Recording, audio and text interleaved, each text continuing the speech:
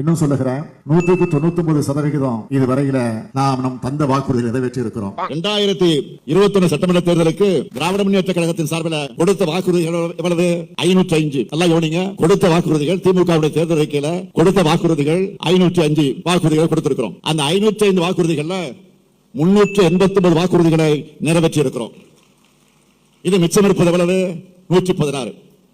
ஆக இன்னும் 114 வாக்குறுதிகளை நிறைவேற்றணும். தேர்தல் நேரத்தில் அறிவித்த திட்டங்கள் 190% மேல் நிறைவேற்றி காட்டியிருக்கிறோம். இன்னும் மிச்சம் இருக்கக்கூடிய திட்டங்கள் என்ன என்று கேட்கலாம். இதில் நிறைவேற்றப்பட்ட திட்டங்கள், அறிவித்த திட்டங்கள் பல, அறிவிக்காத தேர்தல் நேரத்தில் சொல்லாத திட்டங்களும் நிறைவேற்றப்பட்டிருக்கிறது. அதை நீங்கள் மறந்துவிடக்கூடாது.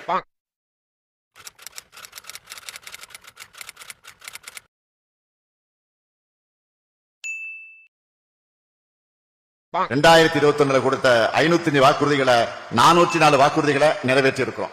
இந்த சாதனையை செஞ்சது திராவிட மாடல்.